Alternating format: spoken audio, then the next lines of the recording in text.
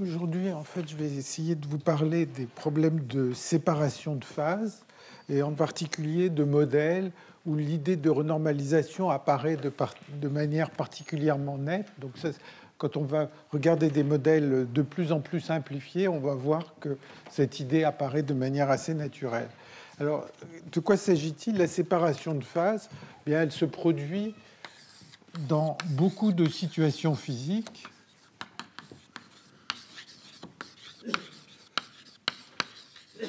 Par exemple, si vous prenez un mélange binaire de l'eau et de l'huile que vous remuez, vous allez mélanger les deux phases, et petit à petit, vous allez voir les deux phases se séparer, les gouttes d'huile augmenter, les régions où il y a de l'eau vont être de plus en plus pures, en fait. Donc, on va voir cette séparation de phases qui va se produire dans ces mélanges. Une autre situation, il y a beaucoup de situations où ça apparaît, donc dans les mélanges binaires comme l'huile-eau. Quand vous refroidissez un liquide, on a déjà vu qu'il y a une courbe température-densité avec cette forme-là, et à gauche il y a le gaz, à droite il y a le liquide, et quand on passe d'une température haute jusqu'à une température plus basse, eh bien, le système, dans cette région, et l'équilibre correspond à avoir une coexistence entre la phase liquide et la phase gazeuse. Mais si vous regardez la dynamique, ça ne va pas se produire instantanément. Donc vous allez passer d'une situation homogène qui, petit à petit, va montrer une séparation entre le liquide et le gaz. Et selon l'endroit où vous allez vous trouver, eh bien, il va y avoir, si vous êtes de ce côté-là, il va y avoir un tout petit peu de liquide qui apparaît. Par exemple, c'est ce qui se passe dans le phénomène de rosée. Par exemple, c'est ce qui se passe dans une vapeur d'eau et puis quelques gouttes de liquide. Si vous êtes de ce côté-là, vous allez avoir quelques bulles de gaz, et puis en général, au milieu, vous allez avoir une espèce de mélange qui petit à petit va se séparer. Alors, ces problèmes de séparation de phase se produisent aussi dans des systèmes magnétiques.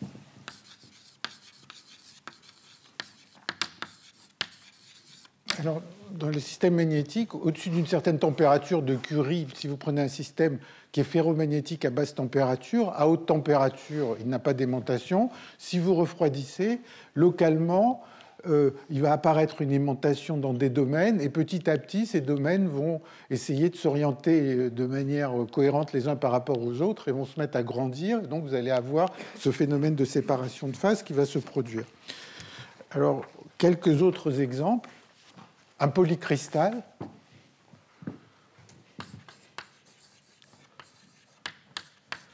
Si vous refroidissez un corps pour qu'il se cristallise, eh bien, localement, les directions du réseau cristallin vont être choisies de manière un petit peu au hasard, enfin, peut-être à condition de faire ça, de refroidir de manière suffisamment homogène pour que la température soit à peu près constante. Donc, localement, une direction des axes du réseau cristallin va être choisie, et puis à côté, il va y avoir une autre direction, et ainsi de suite. Et donc, vous allez avoir des régions, ce qu'on appelle un polycristal. Et petit à petit, si vous essayez d'équilibrer le système, si vous attendez longtemps, ou si vous faites un recuit en réchauffant un peu de façon à permettre aux parois de domaine entre les régions cristallines de se déplacer, vous allez avoir un cristal qui va des tailles de régions qui vont augmenter de plus en plus. Un dernier cas dont je veux parler, c'est les problèmes d'alliage, pour lesquels en fait les modèles dont il va être question un peu plus tard sont particulièrement bien adaptés. Donc un alliage, vous savez, c'est un mélange de plusieurs métaux. Par exemple, le bronze, c'est un mélange de cuivre et d'étain. Et dans des bons alliages, les atomes d'une espèce sont positionnés de manière régulière. Donc il y a une cellule, et dans chaque cellule, il y a de manière régulière la position des atomes d'un type et les atomes d'un autre type. Quand vous refroidissez, eh bien, à haute température, les atomes des deux espèces chimiques vont être situés à des positions plus ou moins au hasard. Et puis, quand vous refroidissez, eh bien, l'état fondamental correspond à un arrangement régulier de ces atomes. Et donc, petit à petit, vous allez voir croître des régions où il y a un certain ordre, où il y a une certaine régularité dans la position des atomes. Donc ça, c'est beaucoup de situations où on voit apparaître cette séparation de phase avec des domaines qui se déplacent et qui croissent au cours du temps. Alors, ce qu'on voudrait faire, si on veut par exemple décrire cette séparation de phase entre un gaz et un liquide, en fait, on voudrait a priori partir d'une description microscopique, c'est-à-dire considérer une énergie de la forme énergie cinétique des particules plus énergie potentielle. Alors, peut-être vous vous souvenez que si vous regardez juste des questions d'équilibre, en fait, la masse des particules n'intervient pas. C'est-à-dire quand vous prenez un gaz parfait, par exemple, peu importe l'espèce chimique, la loi est la même. Il n'y a pas la masse des molécules n'intervient pas, même si le gaz n'est pas parfait, à l'équilibre, les propriétés ne dépendent pas de la masse. Évidemment, dès que vous allez regarder des propriétés dynamiques, il va y avoir des problèmes d'inertie, les problèmes d'advection, d'hydrodynamique, etc., qui font que ce phénomène est assez compliqué, et plus compliqué que ce qui se passe, par exemple, dans le cas des alliages ou dans des cas de magnétisme.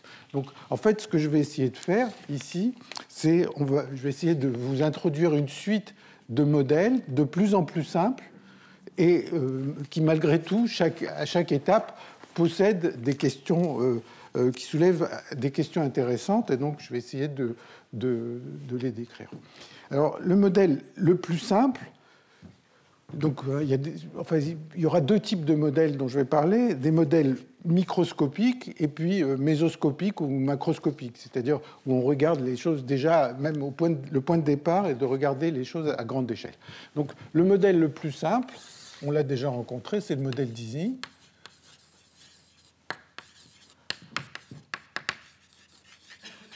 Donc, vous imaginez un réseau régulier, et sur chaque site du réseau, vous avez une variable SI qui vaut plus 1 ou moins 1, qui va vous dire si un site est occupé par une particule ou vide. Ça va être un modèle de fluide.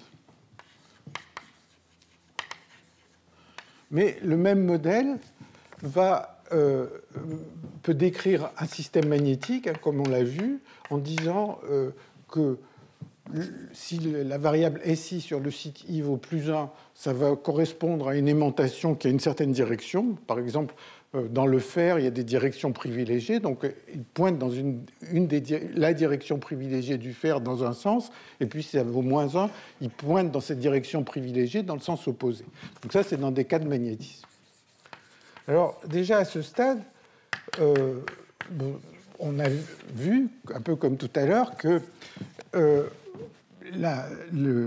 l'équilibre, finalement, va être exactement le même. On va avoir une énergie et l'équilibre va être exactement le même pour ces deux systèmes. Quand on s'intéresse à la dynamique, il va y avoir une différence importante parce que des spins, dans le cas de magnétisme, peuvent se retourner de manière sans difficulté, si vous voulez. Un spin, si on y applique un champ magnétique ou s'il y a de l'agitation thermique, ça lui permet de se retourner, alors que dans un fluide, les particules ne peuvent pas apparaître ou disparaître. Donc, une variable SI peut ne pas être conservée si on s'intéresse à un problème de magnétisme, elle peut changer localement. La variable SI pour un fluide, elle ne peut pas changer. La seule chose qui est possible, c'est qu'une particule de fluide se déplace un peu sur un site voisin. Pareil, dans le cas d'un alliage, si vous avez un alliage, eh bien, il y a des atomes d'un certain type qui vont correspondre à la variable plus 1 et d'un autre type qui correspondent à la variable moins 1. Et donc, la seule possibilité, c'est un échange entre deux sites voisins qui échangent la nature des atomes qui les occupent. Bon, donc, il faut bien distinguer. Donc, il y a deux types de dynamique qu'on peut prendre pour ces modèles. Et la première, c'est ce qu'on appelle la dynamique de Glauber.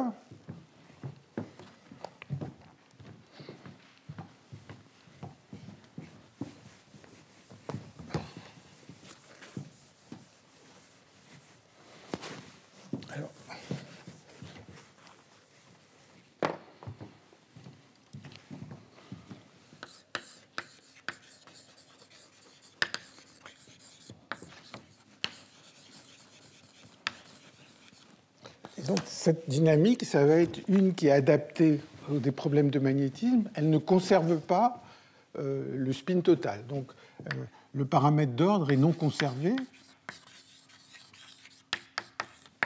Et cette dynamique, elle consiste à faire la chose suivante. Donc c'est très très facile à mettre en œuvre dans une simulation numérique, par exemple. On choisit un spin au hasard, un site au hasard,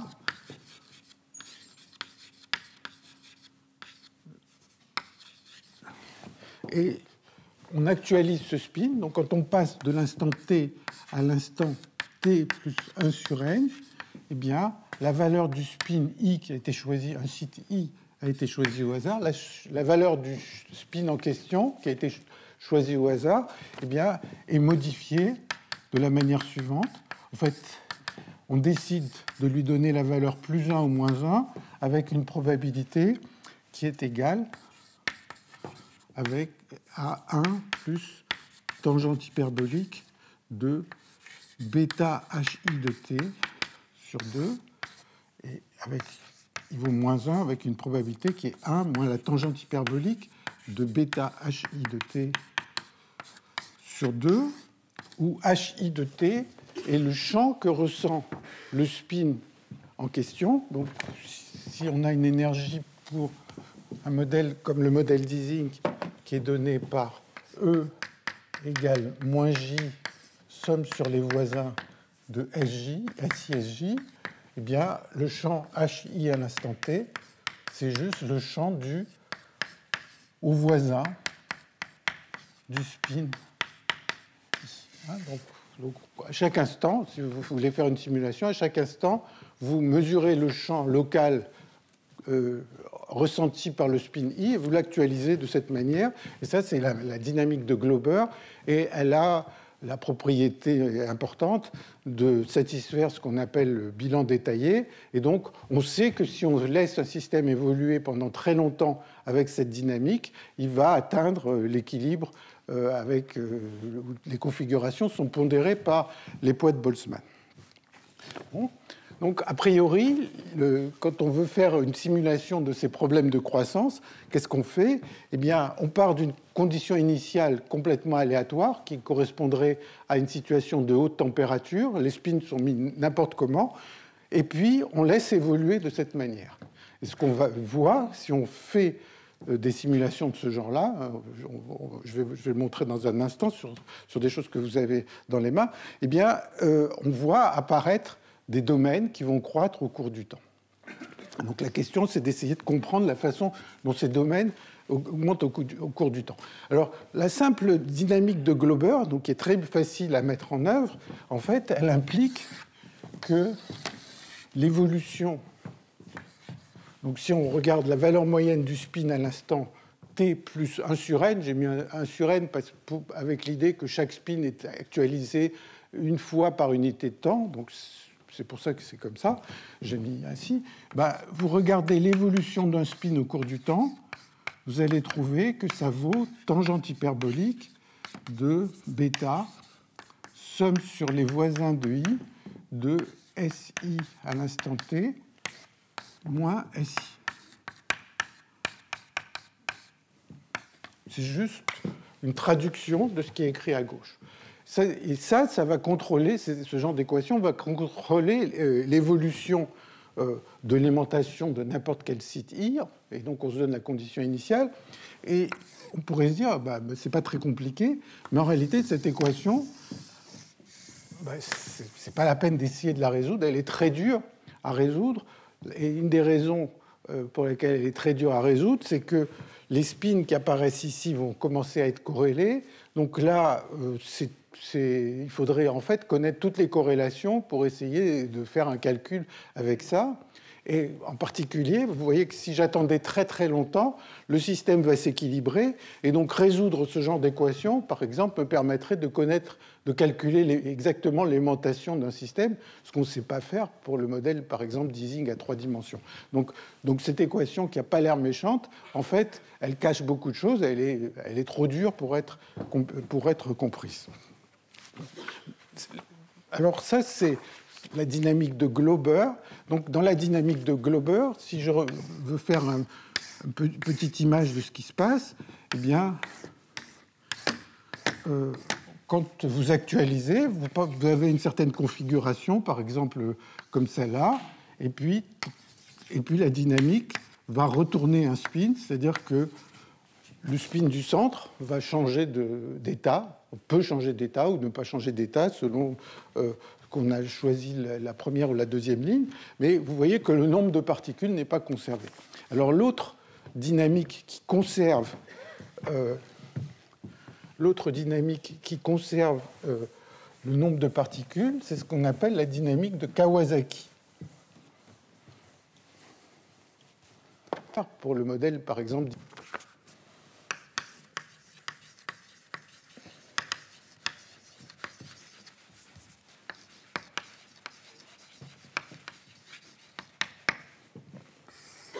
Alors cette dynamique, elle va faire des mouvements qui vont conserver localement le nombre de particules. Les particules peuvent bouger, comme les atomes à l'intérieur d'un alliage. Bon, un atome de cuivre peut sauter ou s'échanger avec un atome d'état, si vous voulez, mais il le fait localement. Ce n'est pas qu'il disparaît à un endroit et il réapparaît à l'autre bout de l'échantillon.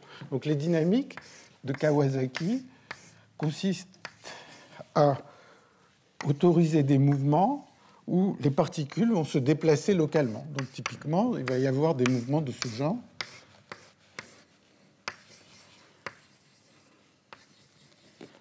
Donc la particule du centre a sauté d'un site vide à un site occupé, ou bien si c'était deux types d'atomes, on a eu un échange entre les deux types d'atomes. Et donc là, le paramètre d'ordre est conservé. Et la probabilité de le faire, en fait, dans toutes ces, dès qu'on étudie des modèles de ce genre, ce qu'on veut, c'est surtout que le système, au bout d'un temps très très long, puisse s'équilibrer.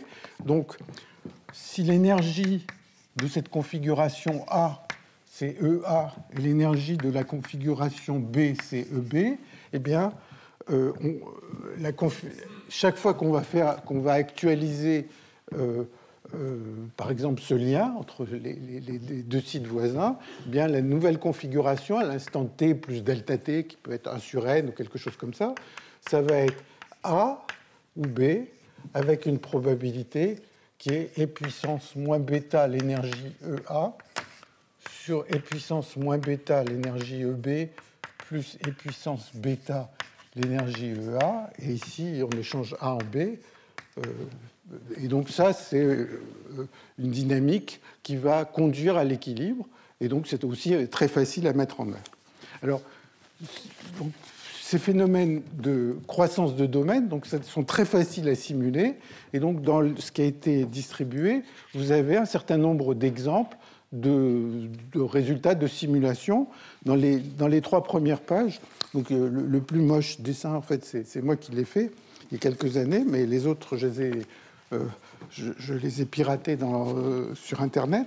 Donc, ce que vous voyez là, c'est les 3 premières pages, vous voyez la mise en œuvre d'une dynamique de Kawasaki à suffisamment basse température et à des temps différents. Alors, ce qui est tout à fait remarquable, c'est que si vous regardez le même système à des temps différents, en fait, à chaque instant, il a l'air d'être un agrandissement de ce qu'on voyait à l'instant précédent. Donc, on a l'impression de toujours voir la même image, mais ces images ne sont pas obtenues l'une de l'autre par un agrandissement, elles sont simplement obtenues l'une à partir de l'autre en attendant plus longtemps, en laissant le système évoluer plus longtemps. Alors, vous voyez ces structures qui ont l'air compliquées, et une des questions, c'est de se dire comment ces structures évoluent, qu'est-ce qu'il y a de simple dans leur évolution. Est-ce qu'on peut comprendre déjà, par exemple, comment la taille des structures que l'on voit augmente au cours du temps? Vous voyez sur la page 3 aussi que les structures que vous allez observer vont dépendre de la densité avec laquelle vous partez. Donc si initialement vous avez des densités assez comparables, à peu près moitié-moitié. Vous allez obtenir ces espèces de courbes avec des méandres, cette frontière qui a l'air d'être très compliquée. Si au contraire, vous partez avec une situation où une phase est très minoritaire, là, par exemple, il y a peu de particules dans un... et beaucoup de trous, vous allez observer des gouttes, un peu comme quand vous voyez des gouttes dans un nuage. Bon, le problème des nuages est plus compliqué. Comme tout à l'heure, je vous disais, il y a des questions d'advection qui se produisent. Mais une des questions, c'est de se dire comment cette taille augmente. Quelle est, par exemple, la distribution des tailles des gouttes? Et toutes ces questions ont été étudiées et je vais essayer d'en parler un peu. Alors, si vous prenez, c'est le cas de la page 4, si vous prenez le cas d'une dynamique de Glauber, eh bien, vous avez le même phénomène avec des images qui ont l'air assez différentes malgré tout. Donc, vous voyez encore une fois au cours du temps que les domaines augmentent, mais sous une forme différente. Et la dernière image qu'on voit, page 4, par exemple, on a l'impression que la phase blanche est en train de gagner. Et si on dessinait un temps suivant, disons, on prenait 2 fois plus longtemps, probablement qu'on verrait juste un carré blanc parce que la phase noire a disparu. Mais ça, c'est juste dû au fait que le paramètre d'ordre n'est pas conservé. Alors, on peut mesurer aussi dans ces simulations des choses de manière relativement facile. Par exemple, si on prend la dynamique où le paramètre d'ordre n'est pas conservé, eh bien, on peut mesurer l'énergie. Donc, c'est ce qui est montré dans une des courbes. Enfin, il y a plusieurs quantités qui sont montrées là, mais par exemple, vous pouvez prendre l'énergie E de t. Donc, cette courbe, ce qui est page 5, elle est faite à température 0. Donc, on prend cette évolution, et température 0, c'est simplement que chaque site regarde son entourage et se décide de pointer dans la direction de son entourage. Et si il a 2 voisins plus et 2 voisins moins, et ben, il va tirer au hasard, il va aller avec probabilité égale pour décider avec probabilité égale de devenir plus ou de devenir moins. Donc, si vous faites cette évolution à température 0, eh bien, l'énergie, c'est simplement la longueur de toute la frontière.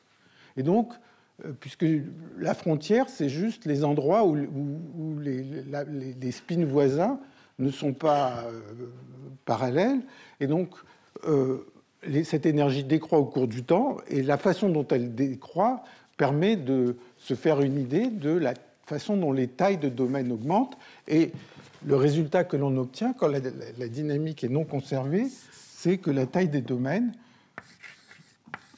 augmente en t puissance 1,5. Donc, je vais essayer de vous montrer ça par des arguments relativement simples. Mais avant de le faire, je voulais juste aussi vous faire voir ces figures qui apparaissent pages 6, 7 et 8, où au lieu de prendre une dynamique de Glauber ou une dynamique de Kawasaki pour des spin Ising, en fait, la dynamique choisie, c'est le même genre de dynamique. Enfin, c'est une dynamique de type Glauber, mais pour des spins qui prennent Q valeur, le modèle de Potts à Q état. Alors, c'est fait dans le cas Q grand. Donc, Q grand, c'est censé représenter la formation, par exemple, d'une mousse ou d'un polycristal. Un polycristal, localement, il va s'orienter dans une direction, et il y a beaucoup de directions possibles. Il y a énormément de directions possibles dans lesquelles il peut s'orienter. Donc, les différents états du modèle de Potts sont censés représenter un peu toutes les orientations possibles de ce polycristal à un instant donné. Et donc, vous voyez de la même façon croître les domaines en observant toujours des figures qui sont autosimilaires. Et ça, c'est vraiment l'image de la renormalisation. On regarde un système à des temps différents, et si je fais un changement d'échelle, eh bien, je revois le même système. Donc, changement d'échelle et changement de temps reviennent au même. Alors, bon, j'aime bien cette cette figure expérimentale sur des bulles qui est due à Joel Stavans de l'Institut Weizmann, qui ressemble vraiment, si j'ose dire, comme une goutte d'eau à ce que vous obtenez dans les simulations. Et puis, il y a aussi cette jolie figure que j'ai trouvée sur Internet sur la formation, un modèle, enfin une façon de modéliser des polycristaux à 3 dimensions. Donc ils ont fait un choix de couleur qui est assez joli. Bon. Alors donc maintenant je vais essayer de voir comment on peut comprendre ces tailles de domaine qui augmentent en t puissance 1,5, comment on peut comprendre la statistique des tailles de ces bulles, et quels outils on peut utiliser. Et en fait, c'est un problème en soi qui n'est pas facile, mais il y a une approche qui est semi-macroscopique, qui s'appelle, qui repose sur l'équation de Ginzburg-Landau.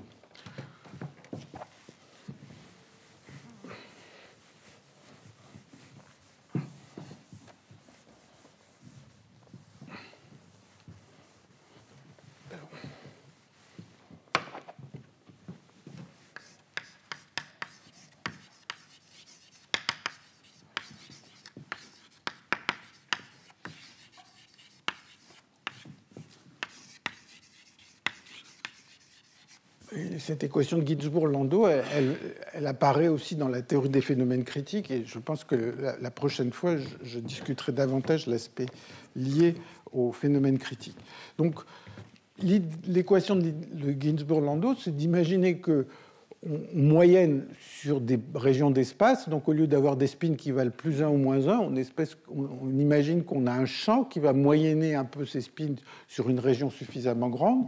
Donc le phi, c'est censé être les sommes des SI I dans un petit domaine D, je ne sais pas, quelque chose comme ça, et d'essayer de voir comment ce phi évolue. Et l'équation de Ginzburg-Landau va l'écrire sous cette forme-là, D sur dt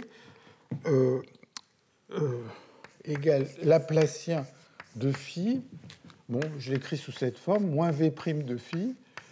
Et là, V de phi, typiquement, c'est 1 moins phi carré au carré sur, bon, je mets 4, ici c'est juste une question de normalisation, et donc c'est la forme Laplacien de phi plus phi moins phi 3. Et donc vous imaginez que maintenant vous êtes dans un espace continu, on pourrait aussi l'écrire sur un réseau si on a envie, en mettant le Laplacien discrétisé, et regarder l'évolution d'un champ selon cette équation. Cette équation est déterministe, mais il y a quelque chose d'aléatoire dans le problème, c'est phi à l'instant 0 qui va être aléatoire. Donc on se donne une valeur aléatoire au départ, c'est ce qui correspond à un mélange, ce qui se passe à très haute température, il y a une espèce de mélange entre les deux phases, et puis on laisse évoluer et on demande de voir qu'est-ce qu'on va obtenir au bout d'un temps long. Donc, encore une fois, l'évolution est déterministe. Alors, la première chose que vous pouvez... alors, peut-être avant de dire des choses sur les conséquences de cette équation, une façon d'y arriver, c'est de faire des approximations à partir de cette équation exacte. Tout à l'heure, je vous ai dit l'évolution des spins est donnée par cette équation où on n'a fait aucune approximation dans le cadre de la dynamique de Glauber. Mais malheureusement, cette équation, elle est trop compliquée. Alors, une façon de la simplifier, c'est de faire une approximation de champ moyen. Et le champ moyen, c'est de dire, ici, le spin s'oriente dans le champ de ses voisins, mais au lieu de prendre ce champ, il fluctue au cours du temps, au lieu de considérer ce champ fluctuant, je remplace cette équation par tangente hyperbolique de bêta, somme de j voisin de i, s j de t. Et donc je remplace la moyenne du tangente hyperbolique par la tangente hyperbolique de la moyenne. Donc ça, c'est vraiment ce qu'on appelle une approximation de champ moyen. Et maintenant, vous pouvez vous dire, bon, bah, tant pis, le problème de départ peut-être un peu trop dur, je m'intéresse à ce problème deux champs moyens, c'est-à-dire l'évolution de SI. Donc maintenant, sur chaque site, j'ai une seule variable, SI. Je m'intéresse à l'évolution de ces SI au cours du temps, en mettant donné des valeurs aléatoires au début. Et vous pouvez vous intéresser à la croissance des domaines. Alors ça, si vous imaginez que les SI varient lentement dans l'espace, eh bien, ça va vous faire intervenir, vous allez voir d'abord bêta, somme des S qui vont pratiquement tous être les mêmes, donc ça va être une fonction de phi non linéaire. Et puis, si vous considérez que ça varie lentement dans l'espace, vous allez obtenir un Laplacien qui va intervenir. Donc vous allez arriver à grande échelle, au temps long, à une équation qui est de ce type, qui va beaucoup ressembler à celle-là. Peut-être que le V de phi ne va pas être exactement le même, mais ça ne changera pas grand-chose. Peut-être qu'il y aura un petit coefficient ici qui ne va pas changer grand-chose, mais vous allez arriver à une équation de ce type. Alors, cette équation de Landau-Ginzburg, la première chose, c'est que elle est déjà, le phi va avoir quelque chose d'irréversible. C'est-à-dire, si vous voyez une image, eh bien, au cours du temps, cette image va évoluer, mais vous n'allez jamais revenir sur une image qui a déjà été vue, donc qui est bien ce qu'on voit, c'est-à-dire cette espèce de grossissement indéfini.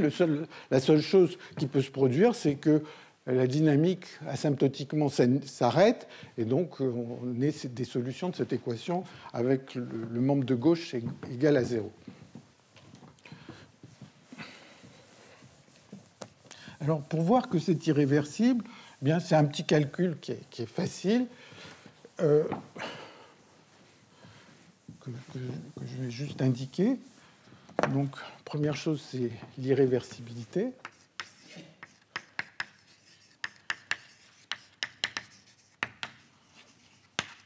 Et l'irréversibilité, en fait, peut se voir, comme c'est souvent le cas quand on regarde des équations de ce type, en introduisant ce qui s'appelle une fonction de Lyapunov. Alors, c'est-à-dire vous allez introduire une fonction, et cette fonction, vous allez voir qu'elle décroît de manière monotone, et donc ça vous dit que vous ne pouvez pas revenir en arrière. Alors, dans le cas présent, la fonction de Lyapunov, c'est une intégrale sur l'espace de gradient de phi au carré sur 2 plus v de phi. Et puis sur tout l'espace. Donc vous intégrez cette quantité sur tout l'espace. Bon, si vous le faites par exemple à deux dimensions, enfin, si vous faites ce calcul, c'est-à-dire vous regardez d psi sur dt, bon, ça va faire apparaître des défis sur dt. Ici, il va y avoir gradient avec un défi sur dt quelque part. Vous faites une intégration par partie. Peut-être je ne fais pas ce calcul en détail ici, mais qui prend 2 lignes. Et vous allez trouver que c'est moins intégrale de gradient de phi au carré d3r. Donc, c'est l'intégrale d'une quantité positive. Enfin, il y a un moins, mais c'est une quantité positive. Et donc, l'évolution est irréversible. Alors, ce qui est plus important, déjà, la première information qu'on voudrait avoir, c'est de dire comment la taille de ces figures augmente au cours du temps. Donc, il va y avoir une espèce de taille caractéristique, et on voudrait... donc, il va y avoir une taille caractéristique, RT, et on voudrait savoir comment elle augmente au cours du temps. Enfin, au moins, c'est ce qu'on voit. Alors, pour ça, ce n'est pas forcément un calcul très facile. Donc, il y a un petit calcul que je vais faire, qui est dans une géométrie un peu particulière. Mais en fait, ce calcul, il a été généralisé en fait, par Allen Kahn.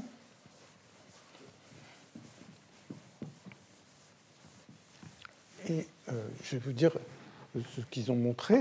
Donc, le petit calcul que je veux faire, que j'ai emprunté. En fait, il y a une revue sur ces sujets qui est très intéressante, qui date des années 95, d'Alan Bray, qui m'a permis de retrouver pas mal d'informations importantes. C'est de dire, voilà, on va s'intéresser juste à une situation simple, c'est une seule goutte. Donc, on a une goutte qui a cette forme-là. Enfin, on prend une goutte sphérique.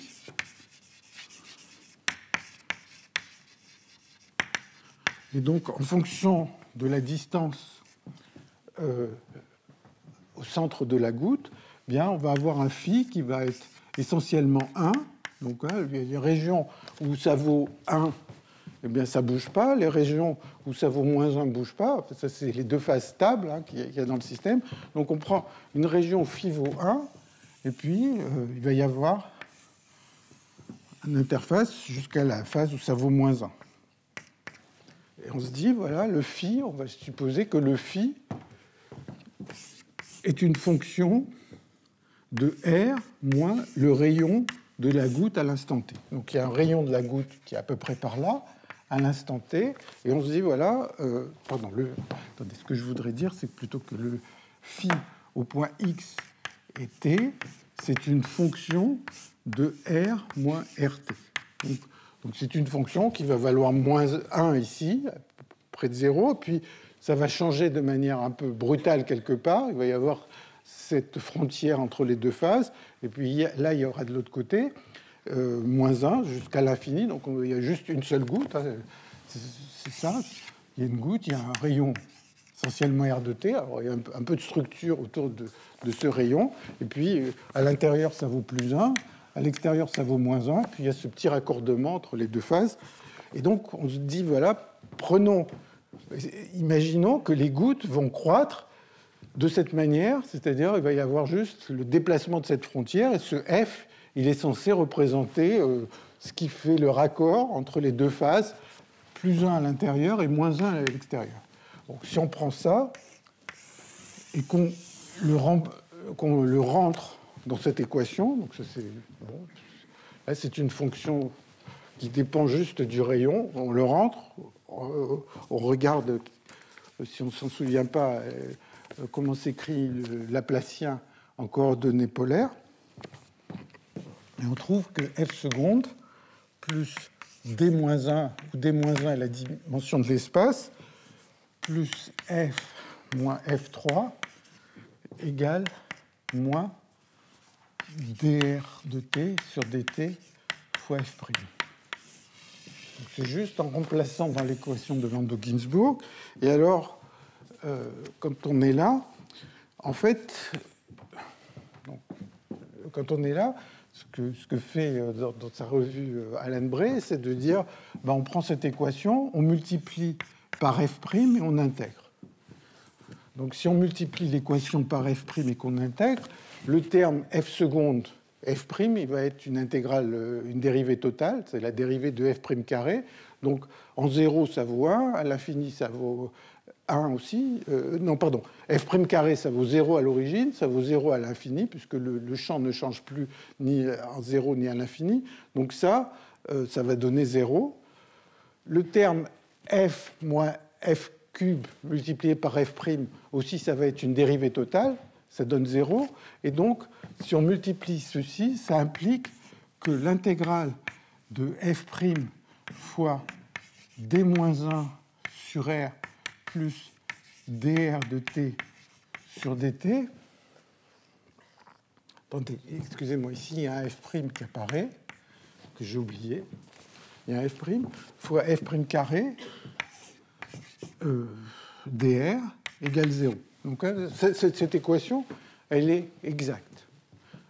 Si j'ai pris un phi de ce genre, l'équation que j'ai écrite est exacte. Il y a juste comme condition que le f au centre est égal à 1 et à l'infini, il vaut 1. Et donc, à partir de là, il y a un argument qui consiste à dire, eh bien, la région sur laquelle le champ varie est petite par rapport à RT, donc c'est une petite région, donc les R dans cette région, ils valent essentiellement RT, et donc si je veux que ceci vaille 0, l'endroit où f' est non nul, c'est près de l'interface, et donc pour que le résultat vaille 0, il faut que essentiellement ceci vaille 0 quand petit r est égal à RT, puisque petit r va être près de RT, c'est le seul endroit où f' carré est non nul.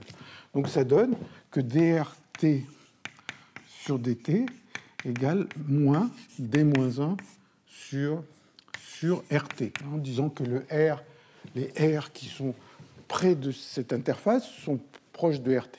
Et donc ça implique que D de RT carré sur dt est d'ordre 1. Et donc ça implique que le rayon augmente ou diminue, enfin se comporte en racine de t, si vous voulez. Donc le rayon de cette bulle va être d'ordre racine de t au cours du temps. Bon. Alors, en fait, ceci c'est un exemple qui repose sur l'équation de Ginzburg-Landau, mais en réalité, Allen Kahn ont obtenu, et ça peut s'obtenir à partir de cette équation en faisant des choses un peu plus compliquées, quelque chose qui va donner la dynamique de ces interfaces. Donc, c'est ce qui est dû à Allen Kahn, qui est dans les années 70. Et donc, si vous prenez cette équation de Ginzburg-Landau, en fait, imaginez que vous voulez le faire sur un ordinateur, eh bien, c'est pas très pratique, c'est pas optimal dans le sens où, au cours du temps, le phi va valoir soit 1, soit moins 1, presque partout. Et donc, il y aura quelques interfaces qui vont se déplacer, mais au point de vue du travail que va faire votre ordinateur, il va essayer de résoudre ces équations partout. Donc, en fait, il va perdre énormément de temps dans les régions où il ne se passe rien. Et donc, Allen Kahn, en fait, ils sont arrivés, on peut l'obtenir à partir de Ginzburg-Landau en essayant de regarder juste ce qui se passe sur les interfaces. Et donc, vous allez avoir à un certain moment des domaines de ce genre. Et le résultat de Allen Kahn, c'est de dire qu'on peut simplement se concentrer sur ces parois de domaine et que ces parois de domaine vont avoir une vitesse qui va être proportionnelle au rayon de courbure.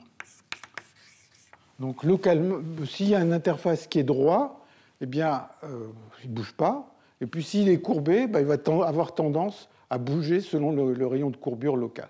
Et donc, ça, c'est un problème en soi qui est un nouveau problème qui est plus Landau-Ginzburg, avec une condition initiale, c'est d'imaginer que vous avez des domaines dont vous connaissez la frontière et vous vous posez la question, qu'est-ce qui se passe si maintenant ces frontières se mettent à bouger simplement avec une loi qui est que la vitesse est proportionnelle au rayon de courbure.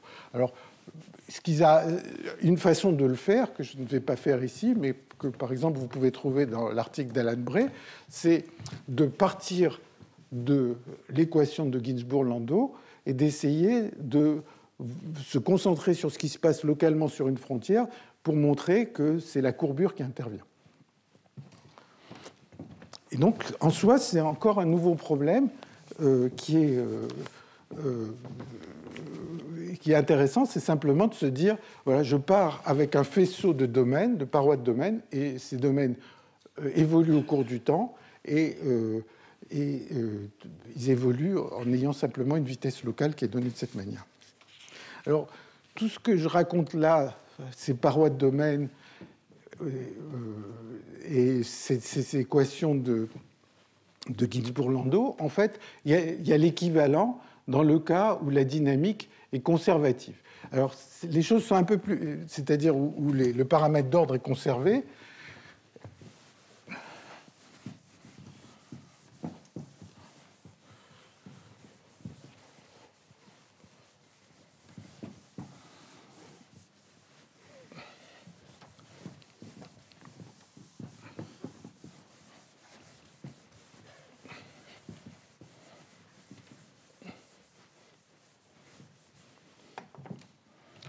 Cas du paramètre d'ordre conservé.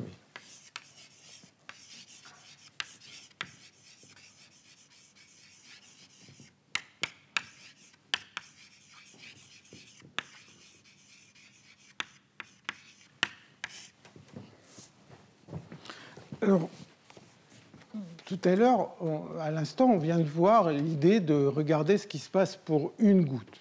Alors, tout à l'heure, quand c'était non conservé, on avait dans la tête un champ phi qui vaut 1, et puis de l'autre côté, il valait moins 1. quand on va à l'infini. Alors, si je pars d'une situation de ce genre, la goutte ne va pas pouvoir grossir, parce que la goutte, pour qu'elle grossisse, il faut qu'il y ait des endroits où le phi, il va falloir, si phi égale -1, ça veut dire qu'il n'y a pas de particules, c'est par exemple vide, et là c'est plein. Mais si c'est vide très loin, bah, je ne vais pas pouvoir remplir ma goutte. Donc il faut que le paramètre d'ordre, quand je m'éloigne, ne tende pas vers une valeur qui est -1, mais qui tende vers quelque chose qui est proche de -1. Mais il faut ici quelque chose qui est -1 plus epsilon. Donc il faut qu'il y ait un peu de particules dans l'autre phase pour qu'elle se déplace et puisse remplir cette goutte. Autrement, ça ne bougera pas. Donc ça, c'est l'idée qu'il y a derrière. Alors on peut le mettre dans des équations. Une des équations qui va généraliser l'équation de Ginzburg-Landau. Là encore, c'est expliqué assez en détail dans l'article d'Alan Bray. Je l'écris juste parce que je ne vais pas m'en servir beaucoup. C'est l'équation qui s'appelle de Kahn, le même Kahn, Hilliard, qui étaient surtout des gens qui ont regardé des problèmes de métallurgie. Et cette équation, c'est essentiellement comme l'équation de Ginzburg-Landau, sauf que assez souvent, quand il y a des quantités qui sont conservées, apparaissent des gradients supplémentaires. Donc c'est juste d'écrire que dφ sur dt égale Laplacien de ce qu'il y a là-bas. Alors je crois que c'est φ3. Il y a un Laplacien avec un signe. Moins Laplacien. Bon, donc ça, c'est une équation qui est censée, alors vous voyez, qui est censée décrire une situation où le paramètre d'ordre est conservé, et qui fait bon, vous voyez par exemple que si vous intégrez phi, eh bien il va y avoir juste des termes de bord à cause du Laplacien, et donc c'est juste ce qui rentre à l'intérieur et qui en sort. Il n'y a pas de création de phi à l'intérieur d'un domaine. Bon.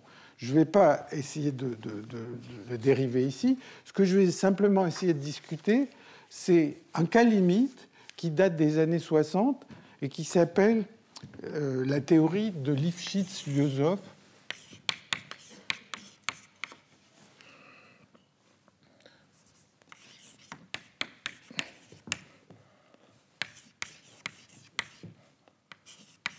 Wagner.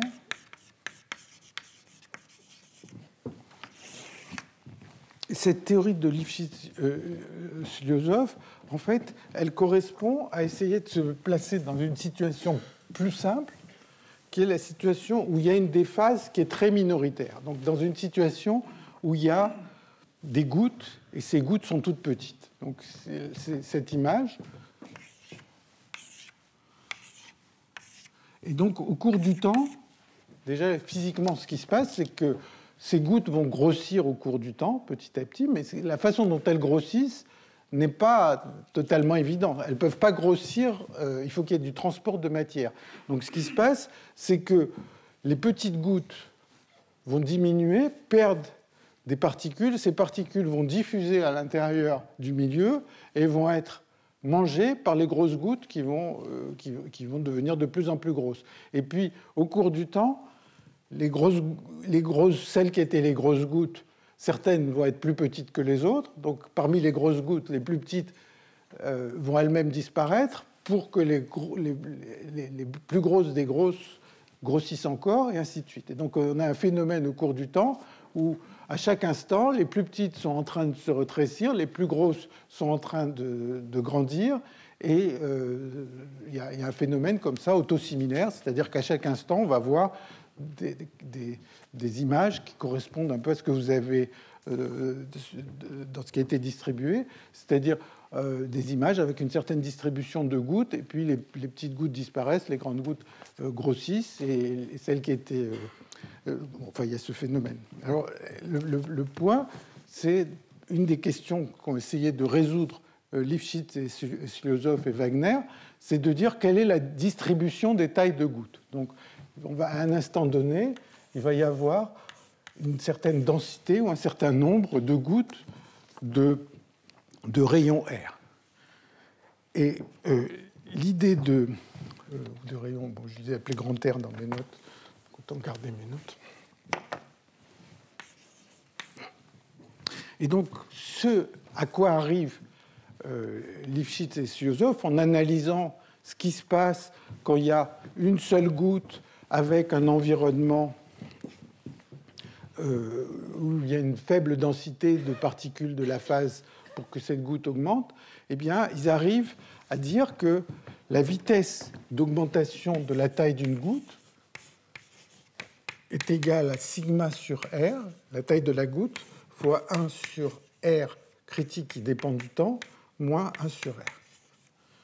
Donc, ils ont une expression, je vais essayer de le commenter déjà d'où vient ce R critique, ils ont une expression qui leur dit comment la taille d'une goutte de taille R augmente au cours du temps, et il y a un certain RC de T qui intervient. Alors le RC de T, il est assez facile à comprendre. C'est le rayon nécessaire pour que la goutte se mette à se développer. Vous voyez que si le rayon est plus petit, elle a tendance à diminuer. Si le rayon est plus grand que ce RC, eh bien, dr est positif, dr sur dt est positif. Donc la goutte a tendance à augmenter. Et maintenant, on peut se dire, à un instant donné, quelle est la taille critique où ça ne fait ni augmenter ni diminuer. Alors, une façon d'y penser, c'est d'imaginer que vous avez un modèle comme le modèle d'Ising, et puis vous imaginez que vous avez une certaine goutte, et que cette goutte, elle aimerait bien se développer. Pourquoi elle aimerait bien se développer? Parce que, imaginez que partout on ait une phase moins, que là il y a une phase plus, et que la raison pour laquelle elle a envie de se développer, c'est qu'on a mis un tout petit champ magnétique qui favorise la phase plus par rapport à la phase moins. Donc elle a envie de grossir. Alors là, je dis un champ magnétique, ou bien ce champ magnétique, c'est un peu l'équivalent de ce epsilon qui est là, c'est-à-dire qu'il y a une phase qui est un peu favorisée par rapport à l'autre. Alors, s'il y a ce champ magnétique, on peut se dire qu'est-ce qu'on gagne quand on a une région de taille R? Qu'est-ce qu'on gagne à avoir une petite région avec du champ magnétique? Eh bien, au point de vue énergie ou énergie libre, on va gagner quelque chose qui est la surface ou le volume de cette... Il va y avoir le volume de cette goutte, si on est en dimension 3, ou la surface de cette goutte si on est en dimension 2. Donc ça va être quelque chose comme RD fois H. Mais maintenant, quand on a une goutte comme ça, on paye une énergie libre de la tension de surface, et la tension de surface va coûter une certaine énergie qui est typiquement quelque chose comme la surface RD-1 sigma. Et donc, si le champ est assez fort, eh bien, c'est l'effet de volume qui va gagner.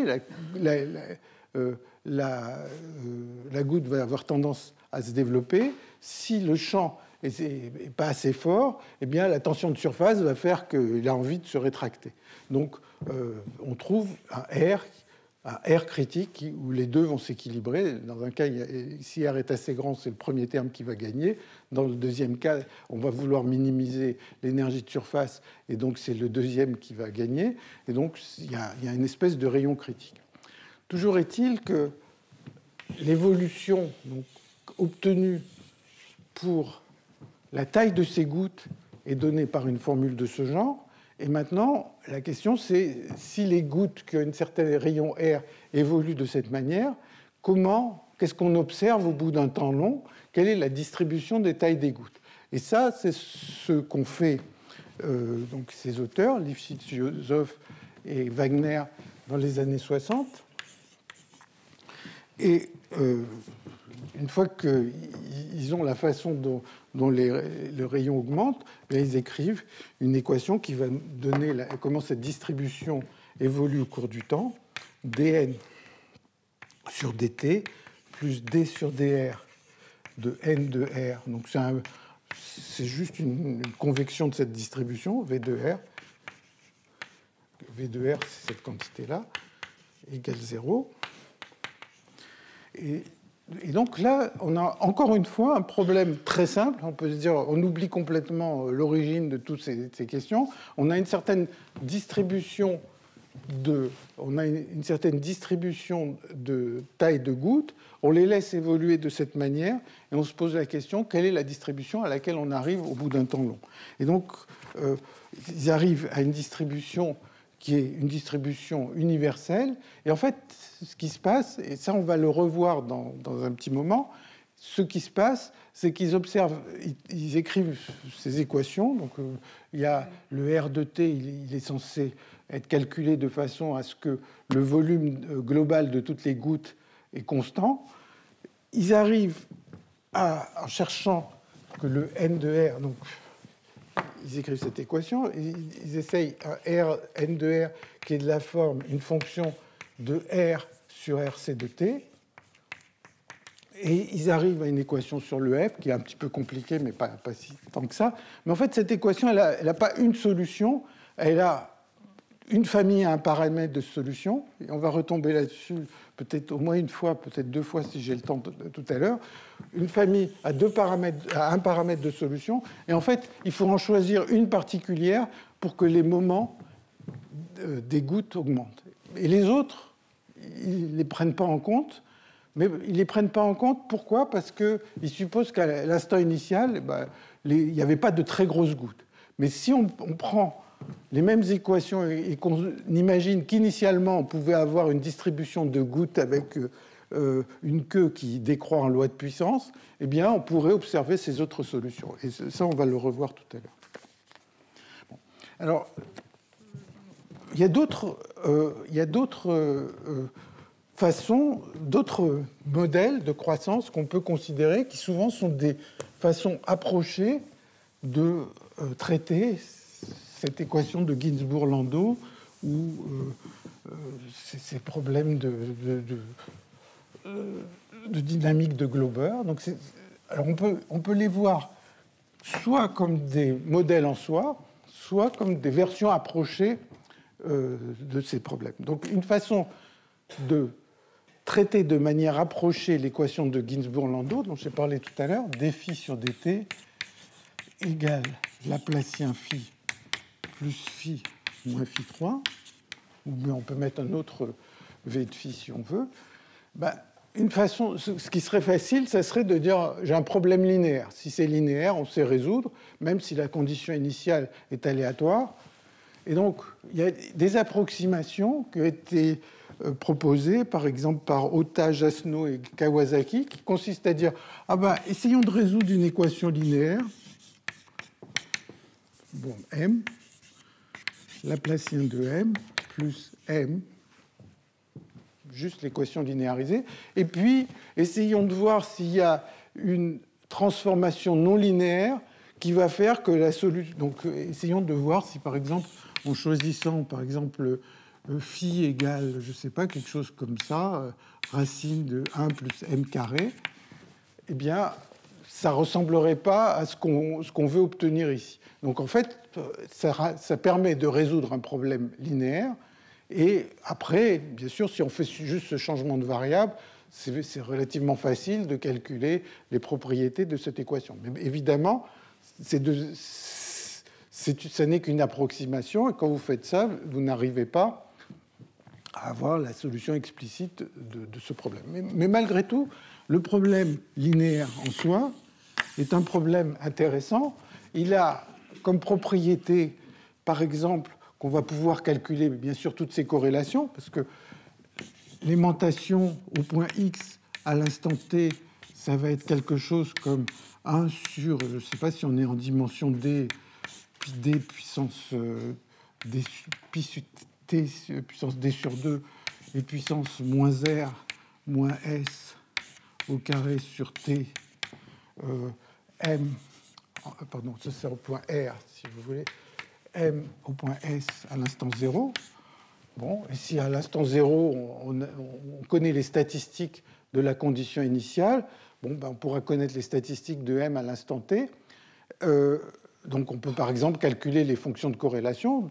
Ça, c'est un problème linéaire, donc on peut calculer beaucoup de choses. Malgré tout, il y a des propriétés qui sont nettement plus difficiles, et en particulier des questions qui ont à voir avec des corrélations à beaucoup de points. Par exemple, si je veux me poser comme question, j'ai ma figure avec tous mes domaines, et je me pose la question, voilà, quelle est la probabilité qu'il y ait un segment entier qui soit à l'intérieur d'un domaine? Alors ça fait intervenir des corrélations à beaucoup de points. Et même si c'est gaussien, ces corrélations à beaucoup de points ne sont pas forcément évidentes. Alors, là, je pose la question sous une forme spatiale, mais vous avez exactement la même question sous une forme temporelle. Sous une forme temporelle, vous pouvez vous poser la question, quelle est la probabilité que le champ en un point donné n'ait pas changé de signe au cours du temps? Bien que ça soit une évolution gaussienne, quelle est la probabilité que le M soit resté tout le temps positif en un point? Et ça, c'est ce qu'on appelle la persistance. Et ça, c'est des choses qui ne sont pas faciles à calculer. Et même, il y a pas mal de questions ouvertes, même si on prend une évolution gaussienne comme ça. Alors, dans la dernière partie de cette séance aujourd'hui, je vais discuter des problèmes à une dimension et où vraiment l'idée de renormalisation va apparaître de la manière la plus claire.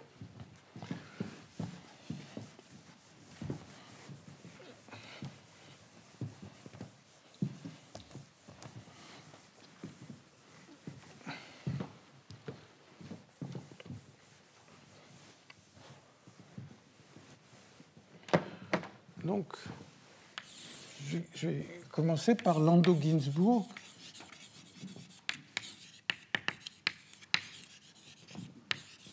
A1D. Donc, c'est dφ sur dt égale d2 phi sur dx2 plus phi moins phi3. Et donc, j'imaginais que je parte avec un phi qui est comme ça, quelconque, ça représente un peu le mélange des deux phases, et puis maintenant, j'imagine que ça va évoluer au cours du temps. Alors, ce n'est pas facile, puisque l'équation est non linéaire. Mais à quoi je m'attends? Bien, je m'attends à ce qu'au bout d'un temps long, il va y avoir des régions où le phi vaut 1, il y a des régions où le phi vaut moins 1, c'est la phase plus et la phase moins, ou la phase liquide et la phase gazeuse, si vous voulez. Et puis, il va y avoir, comme ça, des régions, quelque chose comme ça. Et comme au départ, c'était aléatoire, eh bien, les tailles de ces domaines vont être elles-mêmes variées. Il ne va pas y avoir une répartition régulière de ces domaines. Alors, tout à l'heure, on a vu que la taille des domaines, dans Ginzburg-Landau, évoluait de la forme dr sur dt égale quelque chose, je ne sais plus, c'était d-1 sur r ou quelque chose comme ça. Donc, bon, ici, on est en dimension 1.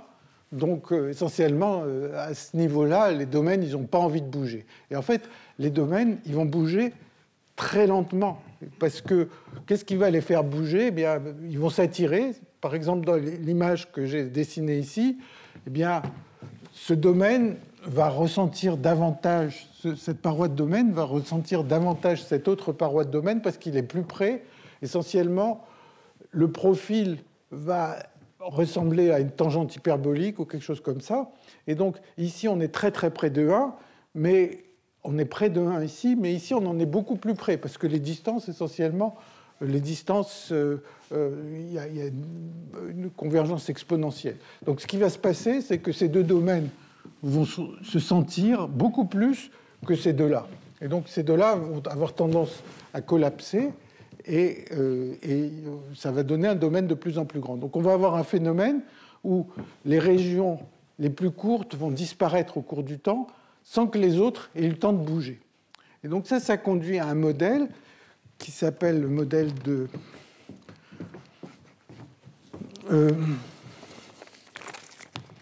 Nagai et Kawasaki, qui date des années 86.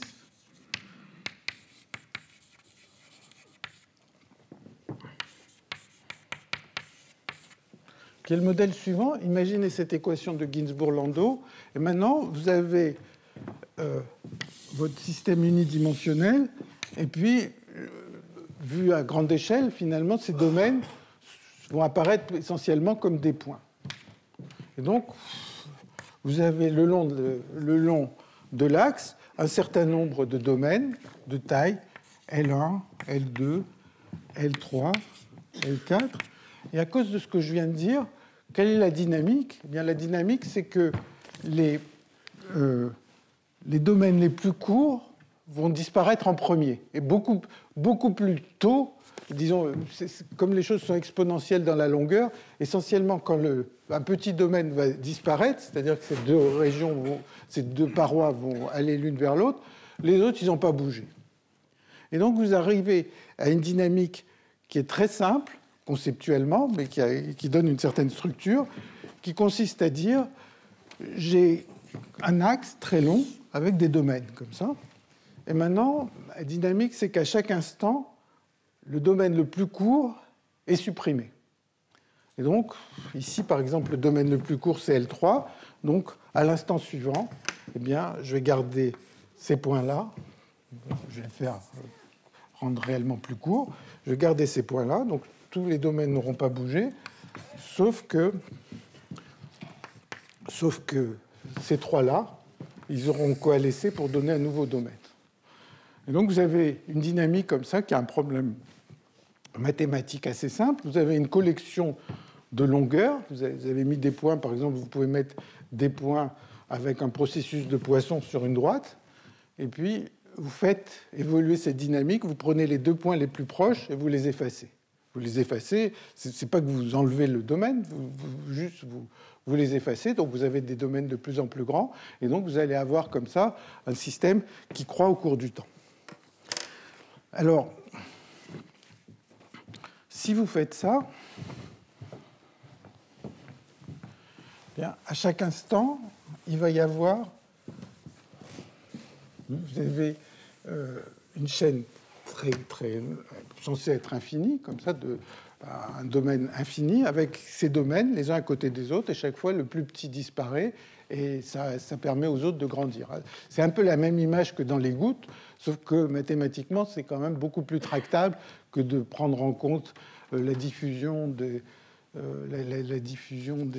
particules à l'intérieur d'une phase, etc. Mais bon. Donc, à un instant donné, vous avez un nombre n d'intervalles, le nombre d'intervalles de longueur i, c'est le nombre d'intervalles de longueur i, et I0, c'est la longueur minimale de l'intervalle.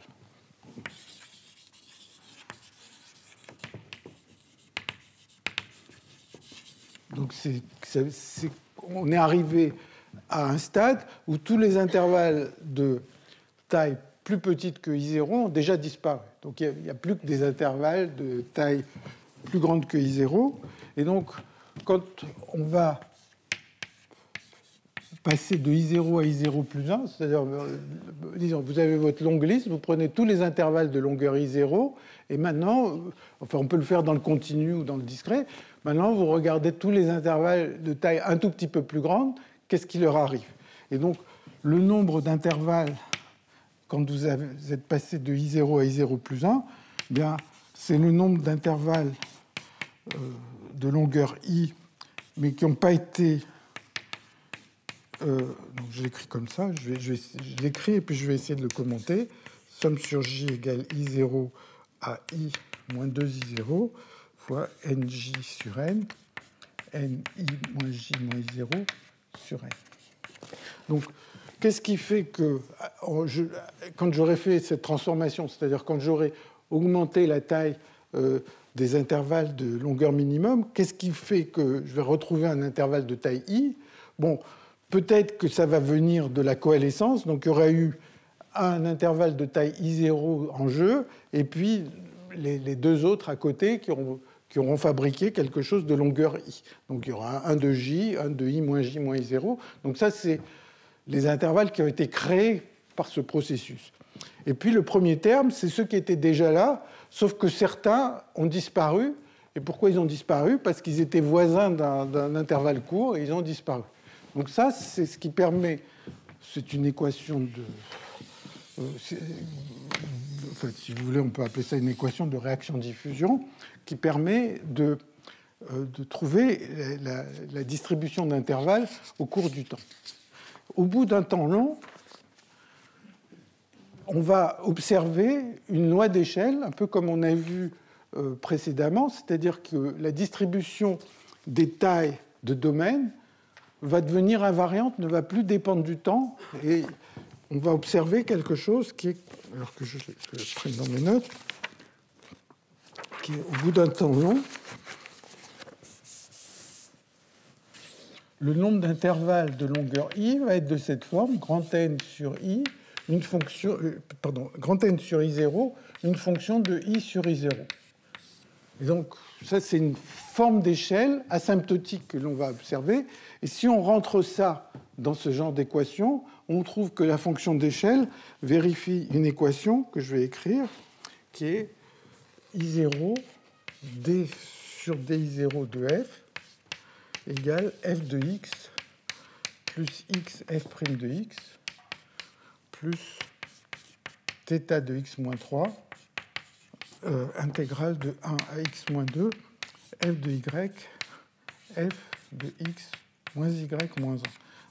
Peu importe le détail de cette équation, on trouve que cette fonction évolue.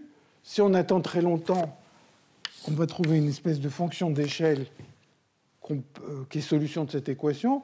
Et la chose remarquable qu'avaient vu donc Nagai et Kawasaki, c'est que cette équation, on peut la résoudre en transformée de Laplace pour trouver la distribution de toutes les tailles. Et donc on a une distribution stationnaire qui apparaît.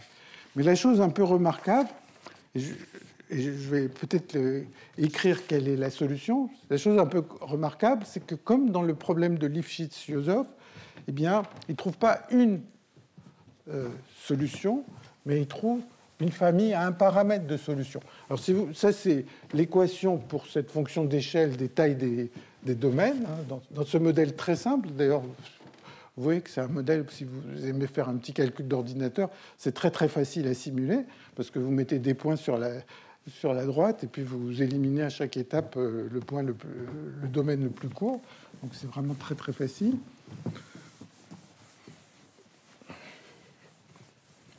Et donc, quand on passe à la transformée de Laplace, donc c'est un petit calcul qui est aussi assez facile à faire, eh bien, si vous prenez la transformée de Laplace, qui est donc définie comme ça, et puissance moins px f de x dx, pourquoi ça commence à 1 ? Parce qu'on a éliminé tous les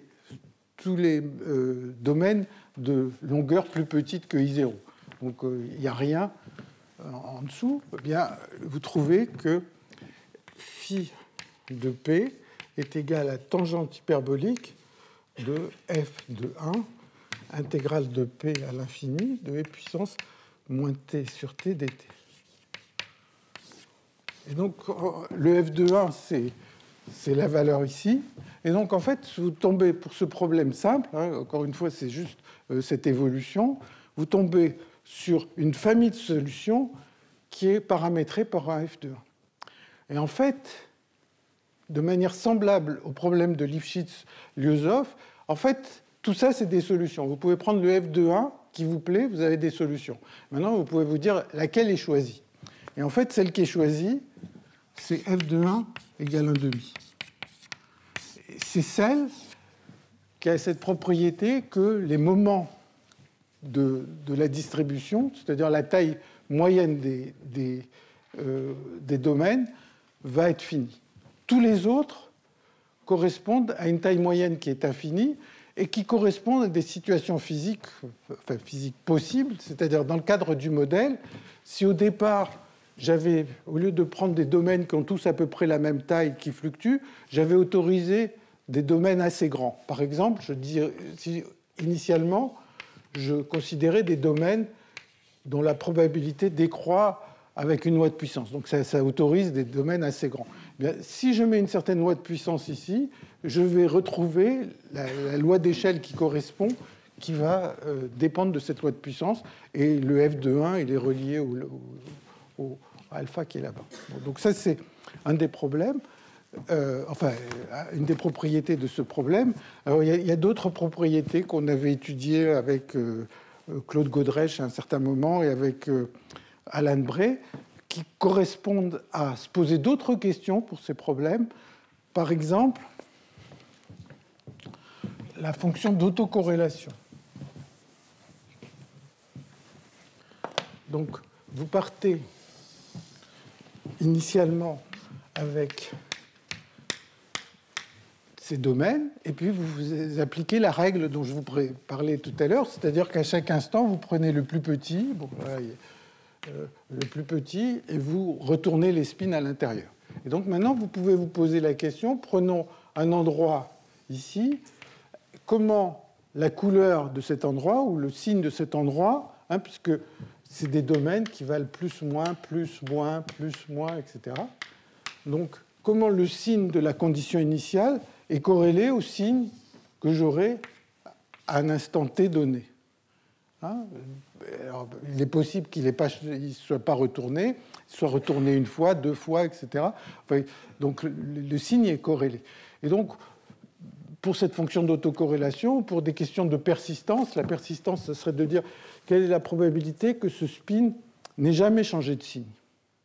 Eh bien, on trouve des exposants qu'on peut calculer explicitement, mais par exemple, je vous donne pour la fonction d'autocorrélation, eh bien, la valeur du spin à l'instant 0 fois le spin à l'instant.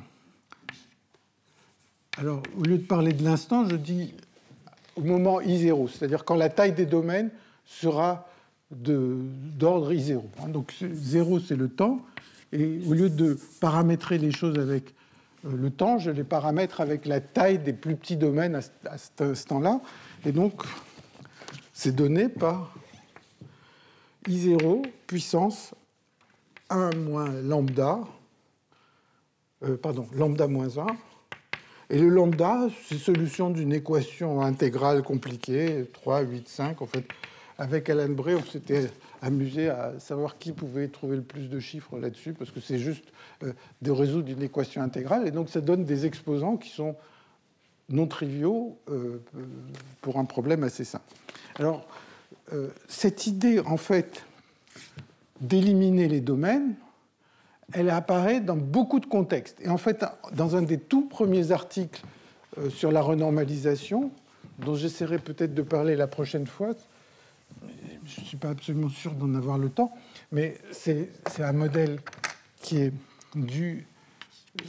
été introduit, enfin, ou qui a été étudié par Yuval Anderson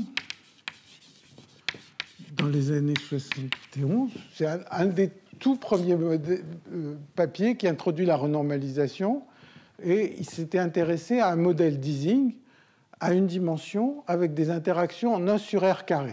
Donc, prenez Ising à 1D avec des interactions. Donc, ça veut dire que les couplages, c'est A sur I moins J au carré sigma SI-SJ.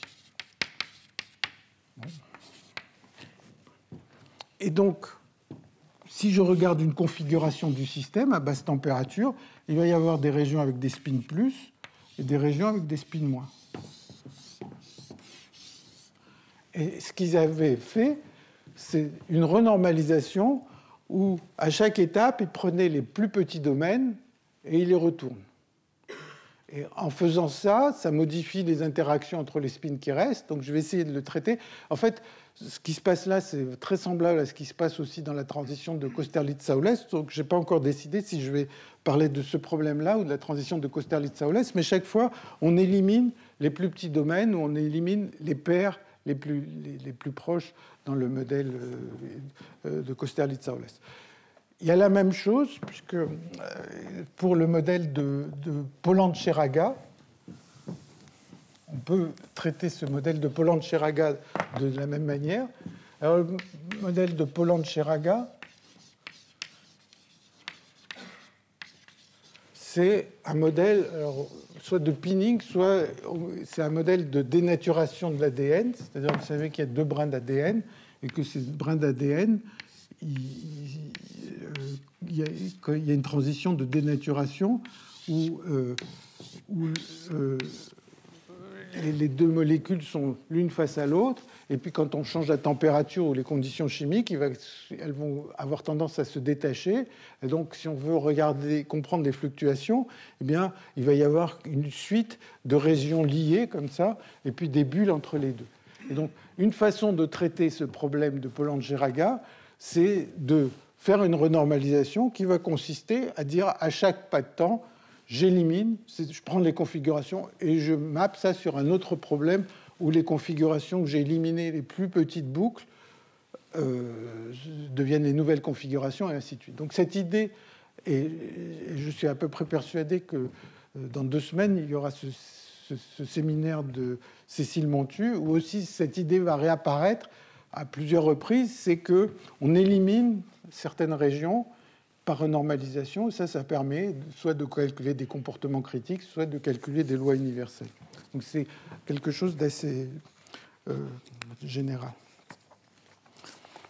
Bon, alors, pour terminer, en fait, je voudrais vous dire qu'il y a des cas où on peut résoudre ce problème de Glauber complètement. Alors, je vais en citer 2. Le premier, c'est à 2 dimensions.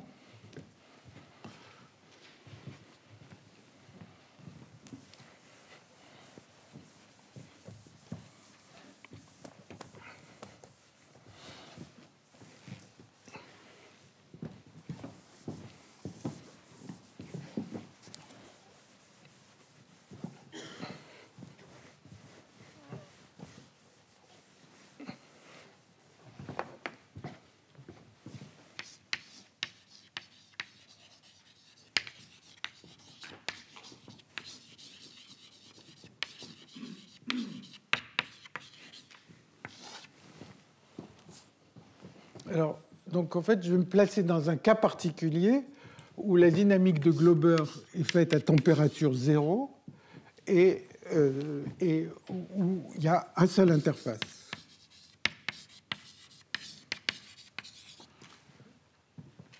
Donc, alors, un exemple, c'est imaginer que j'ai le modèle de Glauber, la dynamique de Glauber, avec ici, par exemple, toute la phase plus. Bon, c'est la phase plus. Et là, il y a la phase moins. Et à l'instant initial, je pars avec un coin. Donc ça, c'est une possibilité. Il y en a une autre qui est, au lieu de dire je pars avec cette condition initiale, je prends une interface qui a une forme, la forme qui me plaît, quelconque, mais il n'y en a qu'une, il n'y a qu'une interface, et je veux regarder son évolution.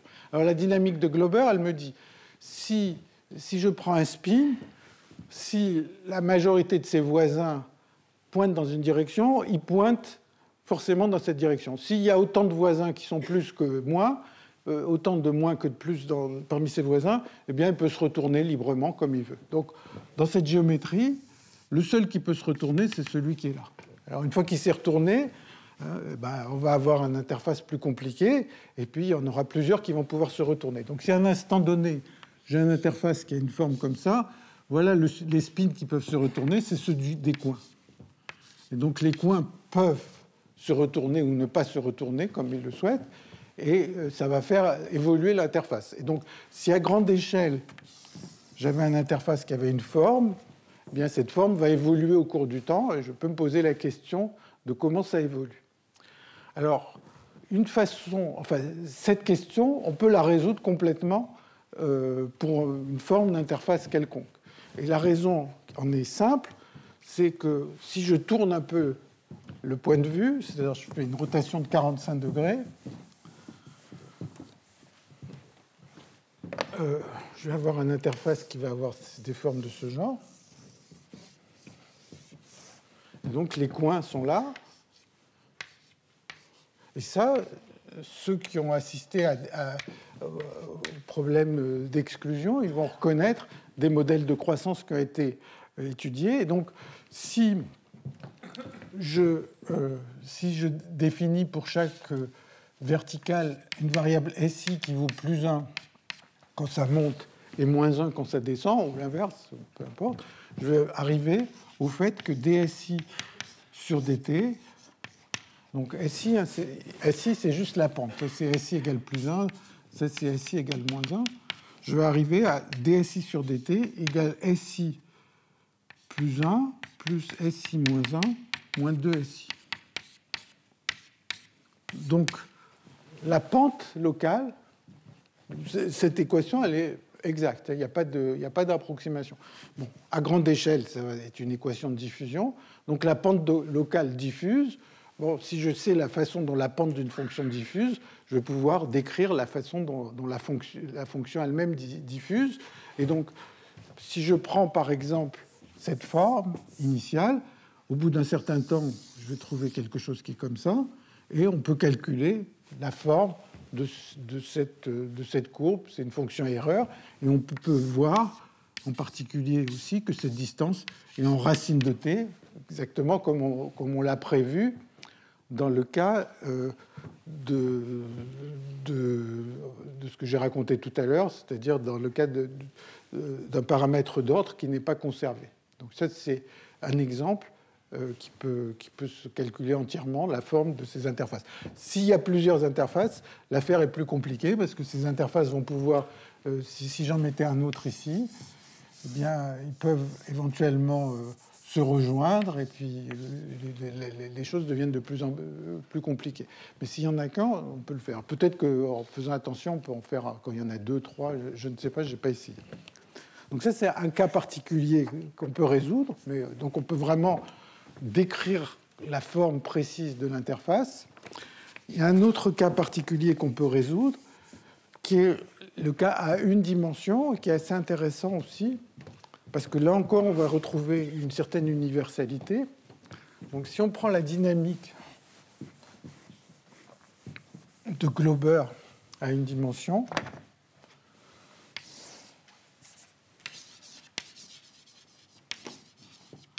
alors on peut le faire à toute température, mais je vais le faire à température 0. Et vous avez vos spins, dizzy.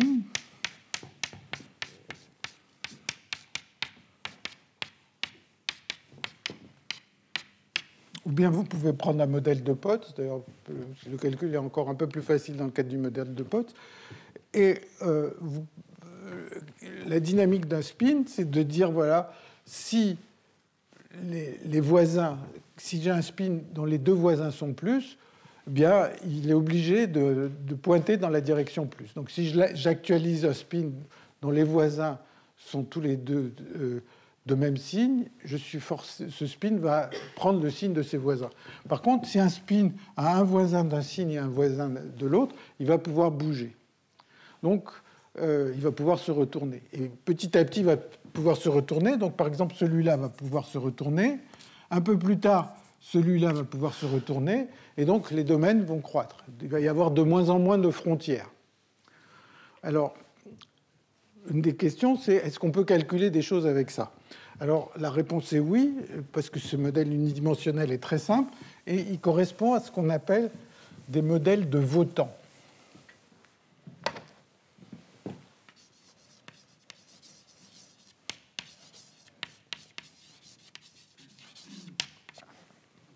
Alors, si vous imaginez cette dynamique de Glauber, bon, un spin qui a ses deux voisins du même signe, il prend le signe de ses voisins. C'est-à-dire, qu'est-ce qu'il fait? Le modèle de votant, c'est de dire qu'est-ce que je vais voter aux prochaines élections. Je regarde mes deux voisins, je leur dis qu'est-ce que vous pensez. S'ils sont tous les deux d'accord, j'adopte leur opinion. S'il y a des accords entre les deux, je choisis au hasard parce que je n'ai pas de préférence entre les deux. Donc le modèle de votant, c'est simplement que le spin, un spin, quand il est actualisé, eh bien, il décide de choisir l'opinion d'un de ses voisins. Si les deux sont d'accord, il choisit l'opinion de la majorité. Si ils sont en désaccord, il choisit avec probabilité 1,5.